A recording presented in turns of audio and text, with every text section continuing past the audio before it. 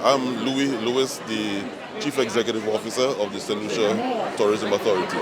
Thank you so much for giving Breaking Travel News some time here at Caribbean Marketplace. You have delivered a fantastic press conference. Give us a summary. Okay, so yesterday what we did, we really updated the press on the performance of St. Lucia and really encapsulating the fact that St. Lucia is now trending. Last year we grew by 14%, and that is our best year so far. And it's a phenomenal achievement for us. Not only are we seeing high occupancy levels at our hotel accommodation, but we are seeing a spillover into the shared accommodation, which is really a translation of the enterprise that people are seeing tourism as a economic generator and are actually locking into it, getting themselves involved in the process.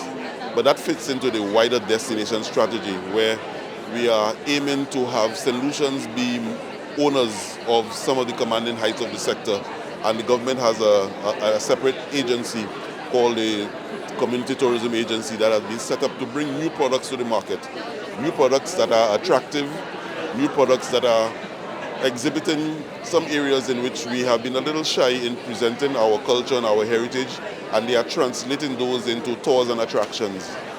They are bringing together market-ready products that also have good value for money, and as well as public liability insurance.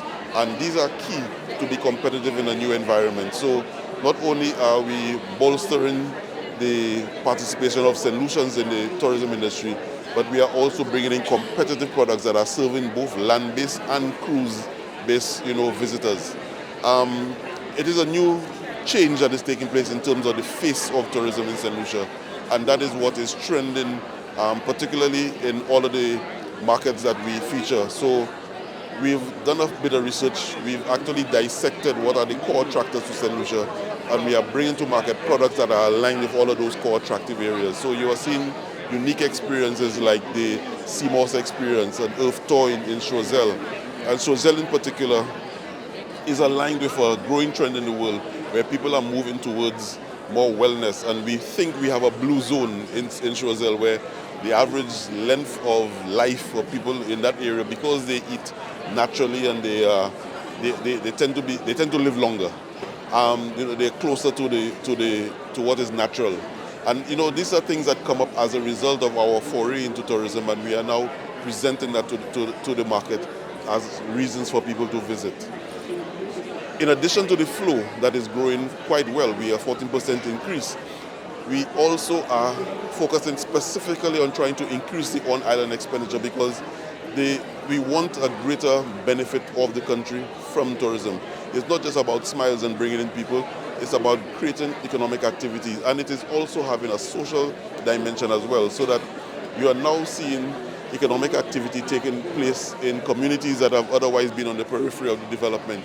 So it is to some extent averting the sort of urban drift and the congestion that could take place in different places on the island. And we have a finite space. So we are utilizing tourism for the preservation of our culture, creating economic activities, social mobilization, as well as economic diversification. And all of this is what we presented to that conference yesterday. And I think people were quite enthused to see how we have been taking tourism very seriously and charting a course for its development. It really feels like you have a strategically aligned strategy. Yes, we do, and it's aligned from the marketing strategy that takes its roots from the government's policy position, where there's a clear declaration that solutions will be more participatory in the development of tourism.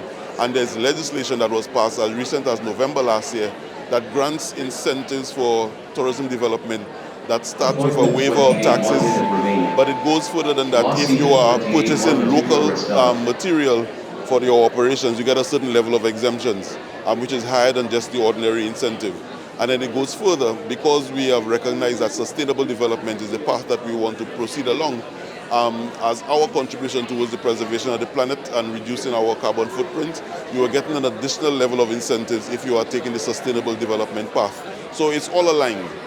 The policy framework, the legislative framework, and the marketing activity. And I think we're going to go to some great places once we continue to implement that strategy. Well, it certainly sounds like it, because this stand is absolutely buzzing. How important is Marketplace to you? Marketplace is very important for us. As a matter of fact, I've been around for a little while. This is our largest representation of the destination at any trade forum. So, I think people are quite encouraged by the direction in which we are going. And it starts from the leadership that is presented from the government side, the marketing agency, and also the product, which is very aligned to where we are going. Lewis, thank you so much for your time today. It's great to hear your story. Thank you very much.